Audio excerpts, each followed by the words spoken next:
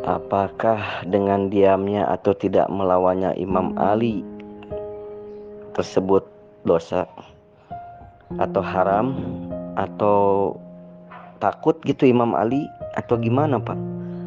Ya Pak, kitab-kitab Syiah itu sendiri juga banyak yang sudah terdistorsi. Ya tadi mengklaim bahwa Imam Ali juga mengakui kekhalifahan Abu Bakar. Nggak pernah satu ucapan atau tindakan atau perbuatan Imam Ali yang mengarah kepada kata setuju. Jauh dari kata setuju. Ya. Jadi karena Imam Ali diam, karena pada masa saat itu situasi dan kondisinya juga tidak memungkinkan, karena sahabat-sahabat yang mengikuti wasiat Nabi itu yang berpihak kepada Imam Ali hanya sedikit jumlahnya gitu loh. Jadi tidak mungkin untuk mendemo atau ingin mengakuisisi bahwa perbuatan mereka adalah salah. Kan ada syarat dan ketentuannya juga Pak. Kalau dalam sebuah wilayah juga minimal harus 30 orang atau 40 orang. Nah ini kan Imam Ali cuma beberapa orang. Jadi tidak mungkinlah hal tersebut dilaksanakan oleh Imam Ali. Bukan berarti Imam Ali pengecut atau penakut. Tidak, karena emang mau bagaimanapun harus secara demokrasi juga melawan kejoliman mereka. Nah pada akhirnya kan tidak terkumpul jumlah sahabat. Makanya Imam Ali memilih untuk diam saja. Biarkan bagi seorang mukmin, Amirul Mukminin ini tidak seharusnya melawan dengan hawa nafsu atau ego saja, tidak. Karena apapun itu biarkan, karena sudah menjadi dari bagian dari izinnya Allah Subhanahu wa taala, tapi bukan dalam keridhaan Allah Subhanahu wa taala. Nabi hanya pemberi peringatan, sedangkan tiap-tiap zaman ada yang memberi petunjuk. Nah Imam Ali ini adalah seorang pemberi petunjuk. Begitu pula para imam-imam yang 12 itu, dan semua imam dan hujah Allah ini selalu dibunuh dan diracun oleh para musuh-musuh Allah dan Rasulnya dari kalangan Islam itu sendiri. Dan ini terekam dalam sejarah. Nah, beres tidak kepemimpinan mereka sebagai imam atau hujatullah? Tidak. Tapi bukan berarti Allah dan Rasulnya gagal atau salah Allah dan Rasul, tidak. Makanya kenapa Al-Mahdi itu digoibkan sampai sekarang sebagai bukti nanti bahwa ucapan firman Allah dan ucapan Nabi itu terbukti dengan zuhurna Imam Mahdi, karena lewat beliaulah kejoliman di muka bumi ini akan hancur, seperti yang dikatakan bahwa Imam Mahdi adalah yang memberikan keadilan kepada seluruh umat di muka bumi ini. Artinya ketika Imam Mahdi zuhur itu tidak ada lagi yang bergolong-golongan atau yang abu-abu. Yang ada hanya hitam dan putih. Nah, hitam ini adalah Dajjal dan para pengikutnya. Yang putih ini adalah pengikut-pengikut Imam Mahdi yang hak. Nah, jadi disinilah semua akan terrealisasi janji Allah dan Rasulnya. Tapi tidak mengapa, karena Nabi juga sudah berpesan bahwa umatku akan terpecah belah menjadi 73 golongan. Nah, makanya kembali lagi Imam Ali tidak melawan, tidak menggagalkan, karena emang sudah nggak apa-apa, karena posisinya tidak sesuai dengan kondisi dan situasi pada saat itu, karena umat pada saat itu dilanda dengan kebodohan dan kejahiliahan gitu Pak Romli ya. Biarkan saja, toh semua akan berjalan dan janji Allah dan Rasulnya pasti akan terlaksana ketika Imam Mahdi yang dijanjikan sang Ratu Adil ini duhur. Ya. Imam-imam sebelumnya juga tidak bisa menyelesaikan masalah perselisihan ini. Yang bisa hanyalah Imam Mahdi. Ya, begitu ya. Jadi ini juga sebuah pelajaran bagi kaum-kaum pemberontak, para pencuri, para pengingkar wasiat Nabi, bahwa janji Allah ini akan terlaksana dengan zuhurnya Imam Mahdi yang sebentar lagi insya Allah akan zuhur, karena sudah mendekati pada akhir zaman ini ya. Saya di sini juga hanya mengingatkan kepada kalian, tolong berhati-hati saja ya, dan kalian itu tidak lebih dari ingus onta. Kekhalifahan dari kaum Sunni itu tidak lebih dari khalifah ingus onta, seperti yang Imam Ali ucapkan ya. Ya, mohon maaf abang dosen yang ternyata sangat dungu. Jadi kalau menjawab sesuatu yang pertama harus fokus. Apa ditanya mengenai proses pengangkatan Imam Ali hadis Qadirhum, itu aja difokuskan, jangan dikaitkan kemana-mana itu. Yang kedua harus berdasarkan referensi. Ya kalau tidak ada referensi yang ngarang liar itu, masa dosen tidak berdasarkan referensi? Berarti dosen abal-abal itu, dosen dungu. Ya amit-amit jabang bayi loh. Saya bukan menghina, tetapi ini faktual ya. Begini, tentang hadis Qadirhum itu seperti yang saya katakan, berdasarkan kritik teks bahwa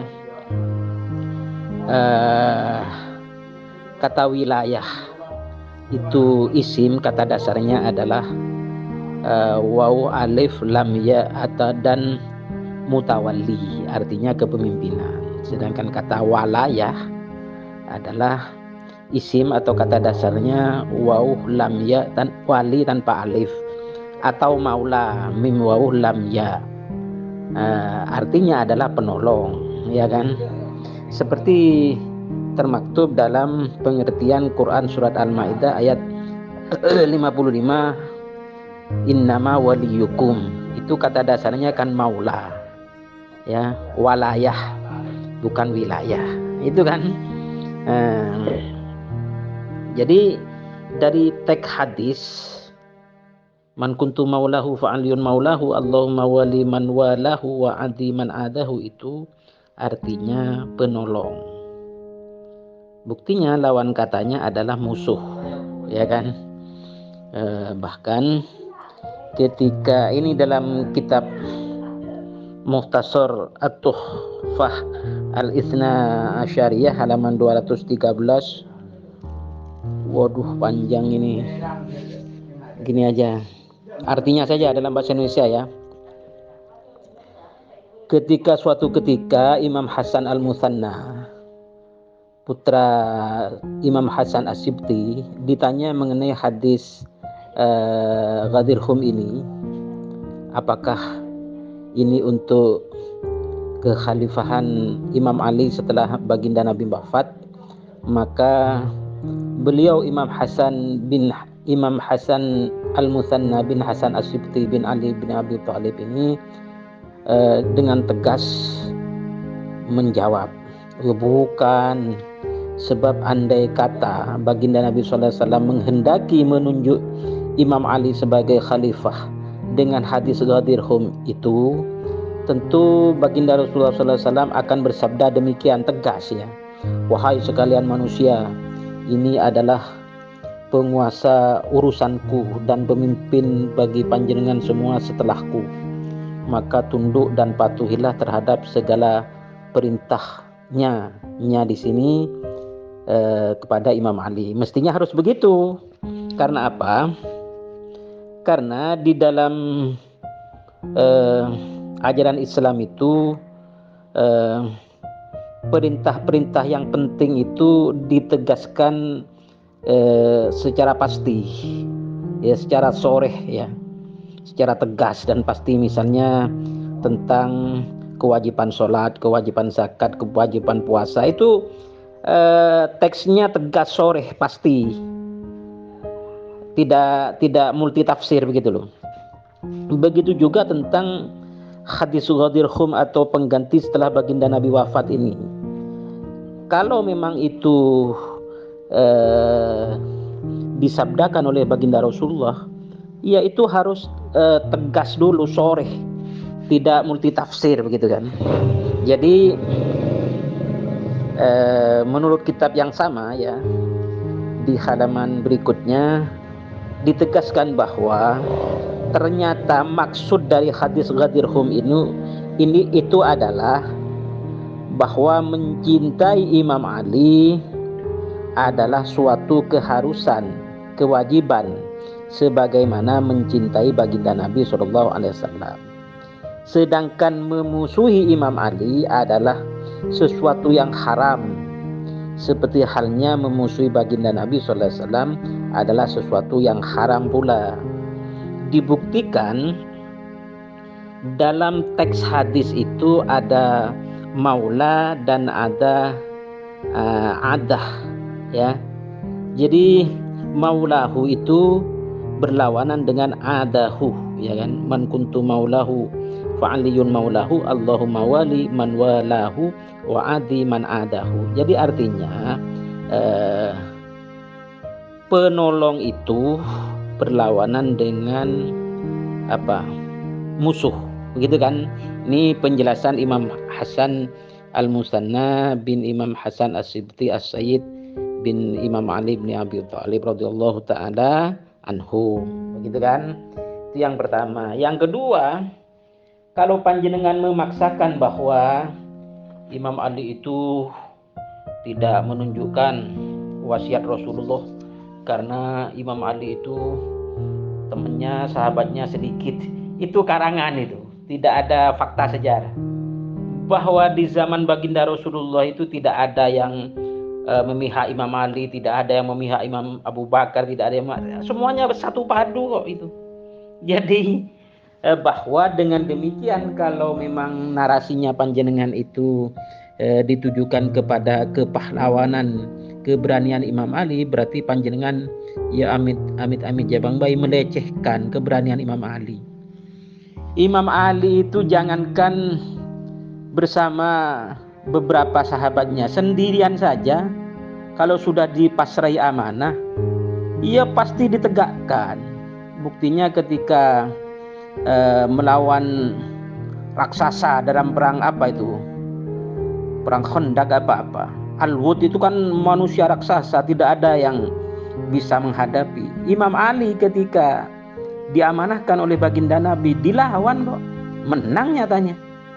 Jadi kalau memang hadis Ghadir Khum itu diamanahkan oleh Imam Ali, oleh baginda Nabi kepada Imam Ali, pasti Imam Ali itu jangankan cuma dengan 2 orang, sendirian pasti ditegakkan. Jadi panjenengan itu menuduh Imam Ali itu menyembunyikan amanah. Wah, jahat sekali itu, ya kan? Jadi yang saya baca pengakuan Imam Ali terhadap kekhalifahan Abu Bakar itu berdasarkan dalil kok. Ya, pertama berdasarkan Quran surat Asy-Syura ayat 38. Bismillahirrahmanirrahim. Wa amruhum syura bainahum. Ya. Yang kedua berdasarkan buku karangan dari ini, buku kitabnya judulnya Syarah Nahjul Balaghah, ya, di juz 3 halaman 7. Sampai tahu sendiri kan, Syarah Nahjul Balaghah dikarang siapa? Jangan-jangan tidak tahu, nanti saya beritahu. Dalam kitab ini Imam Ali justru berkalam. Ini kalam Imam Ali, bukan distorsif ini. Termaktub, saya punya kitabnya ini. Makanya saya baca teks aslinya. Kalau sampai menuduh ini adalah distorsi, mana teks asli yang tidak didistorsi, begitu kan? Bismillahirrahmanirrahim. Innama syura lil muhajirin wal ansari fa idza ijtama'u ala rajulin sammuhu imaman dzalikallahi ridha. Ya, jadi kalau sudah diputuskan oleh sahabat muhajirin dan sahabat ansor dalam memilih seorang imam, maksudnya Abu Bakar As-Siddiq, ya, maka hal itu yang diridhoi oleh Allah, itu kan. Bahkan di dalam kitab Syarah Nahjul Balaghah, ini syarahnya. Nahjul Balaghah juz 1 halaman 132. Imam Ali juga berkalam, wa inna lanara Aba Bakrin ahaqqan nasi biha. Kami berpendapat bahwa Abu Bakar As-Siddiq memang orang yang paling berhak menjadi khalifah.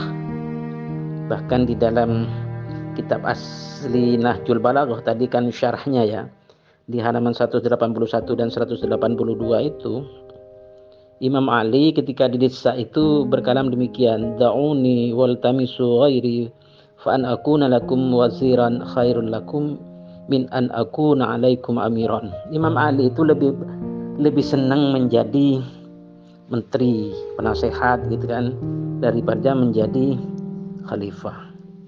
Tetapi ketika didesak oleh sahabat-sahabat ketika syahidnya Imam Utsman bin Affan Dzun-Nurain, Imam Ali bersumpah, wallahi ma kanat li fil khilafati raghbatun wala fil wilayati irbatun walakinnakum da'utumuni ilaiha wa hamaltumuni 'alaiha. Itu kan bahkan di dalam kitab ulama Syiah terkemuka dalam bidang tarikh dan geografi ya, Al-Mas'udi menjelaskan ketika Imam Ali ditanya pengganti atau putra mahkota, Imam Ali itu berkata, saya tidak meninggalkan putra mahkota atau pengganti sebagaimana baginda Nabi sallallahu alaihi wasallam tidak meninggalkan putra mahkota atau pengganti. Begitu kan? Ini kitab-kitab Syiah kok. Distorsinya mana? Kalau panjenengan Pak dosen Dungu menuduh ini distorsi, teks asli yang tidak didistorsi yang mana? Kan tuduhan fitnahan saja panjenengan ini. Wa dakhala alaihi an-nasu yas'alunahu faqalu ya amiral mu'minin ara'aita in faqadnaka wa la nafquduka an bai'ul hasana qala la amurukum wa la anhaakum wa antum absaru thumma da'a al-hasana wal husaina faqala lahumā usikuma bi taqwallahi wahdah wa la tabghiyad dunya wa in baghayatkuma wa la ta'safa ala syai'in minha qulal haqqah wa rahama al-yatimah wa 'aina ad-dha'ifah wa kuna lil-zalimi khasman wa lil-mazlumi 'aunan wa la ta'khudhukuma fillahi lawmata la'im. Thumma nadhara ila ibn al-Hanifiyati faqala hal sami'ta ma usaytu bihi akhawayka qala na'am qala usika bimithlihi wa usika bitawqirih akhawayka wa tazyini amrihima wa la taqta'an amran dunahuma thumma qala lahuma usikuma bihi fa innahu sayfukuma wa ibnu abikuma fa akrimahu wa rifahu haqqahu fa qala lahu rajulun minal qaum ala ta'ahada ya amirul mu'minin qala la walakinni atrakuhum kama tarakahum Rasulullah sallallahu alaihi wasallam. Banyak kitab-kitab dari Syiah Imamiyah yang saya baca tentang pendapat, pernyataan dan penegasan Imam Ali Al-Haidar Al-Qarrar, singa yang gagah perkasa kok panjenengan tuduh tidak pemberani. Itu kan su'ul adab terhadap Imam Ali. Semua nas yang dalil yang saya baca itu dari Quran, dari kitab-kitab Syiah Imamiyah kok. Panjenengan tuduh distorsif, ya teks aslinya mana? Selama panjenengan tidak bisa menyebutkan teks aslinya, ya itu tidak bersifat distorsif itu aslinya memang. Aduh, payah abang yang terhormat dosen Dungu ini, abang Nuno ini belajar lagi kok dosen kurang referensi ya. Kalau Erik maklum sudah itu lagi. Kalau panjenengan jangan-jangan dosen abal-abal tidak lulus sertifikasi dosen. Kalah dengan saya yang lulusan SMA ini.